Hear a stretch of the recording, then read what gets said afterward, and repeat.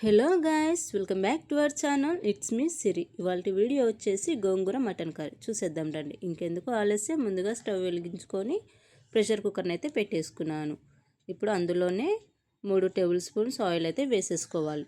ముందుగా కట్ చేసి పెట్టుకున్న 2 మీడియం సైజ్ ఆనియన్స్, 3 పచ్చిమిర్చిని అయితే వేసేసుకోండి. అందులోనే కొంచెం అంతా పసుపును యాడ్ చేసుకోండి. అలాగే మన రుచికి సరిపడా సాల్ట్ని అయితే యాడ్ చేసేసుకోవాలి. ఇప్పుడు మొత్తం ఒకసారి బాగా కలిసేటట్టు కలుపుకోండి. ఇప్పుడు అందులోనే ముందుగా కడిగి పెట్టుకున్న మటన్ అయితే వేసేసుకోవాలి.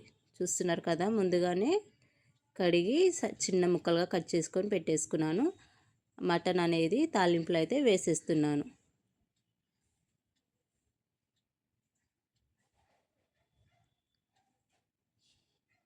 చూస్తున్నారు కదా, మటన్ మొత్తం వేసేసి ఒకసారి ఆ తాలింపు అనేది ముక్కలకి పట్టేలాగా బాగా కలిపేయండి.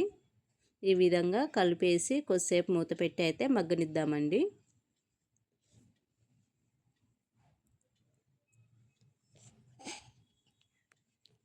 ఇప్పుడు ముందుగా కట్ చేసి పెట్టుకున్న ఒక మీడియం సైజ్ టమాటాని అయితే వేసేసుకోవాలి. వేసేసుకొని బాగా కలిపేయండి.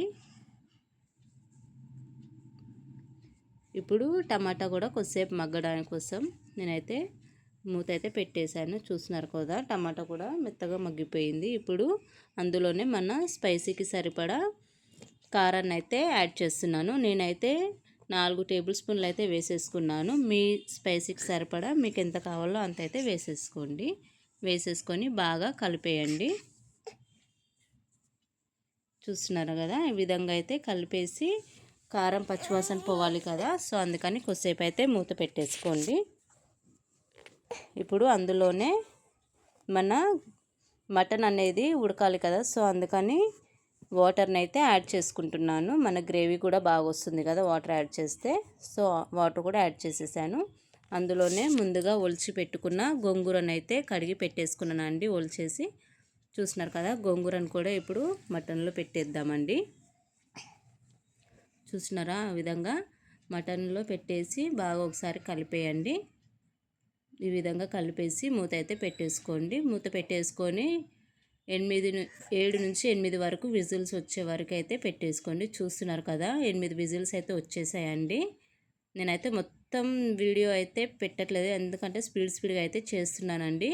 ఎందుకంటే అంత మెల్లగా చేసినా కూడా చూడ్డానికి ఇంట్రెస్ట్ రాదు కదా, సో అందుకని విజిల్స్ అనేది 8 వరకు అయితే పెట్టాను. చూస్తున్నారు కదా, ఇప్పుడైతే ముక్క అయితే చూద్దాము మెత్తగా ఉడికిందా లేదా అని.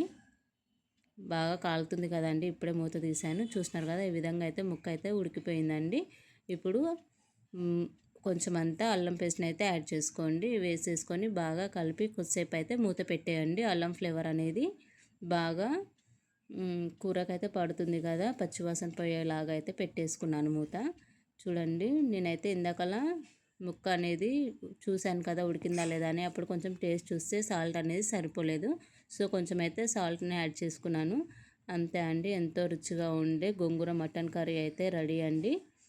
అంతే అండి, ఎంతో ఈజీగా ఉంటుంది. కొత్తగా నేర్చుకునే వాళ్ళు కూడా ఈజీగా చేసేయచ్చు అండి. ఈ వీడియో కనుక మీకు నచ్చినట్లయితే మీ ఫ్యామిలీ మెంబర్స్కి, మీ ఫ్రెండ్స్కి షేర్ చేయండి, లైక్ చేయండి, సబ్స్క్రైబ్ చేసుకోవడం మాత్రం మర్చిపోకండి. అంతే అండి, బాయ్ బాయ్.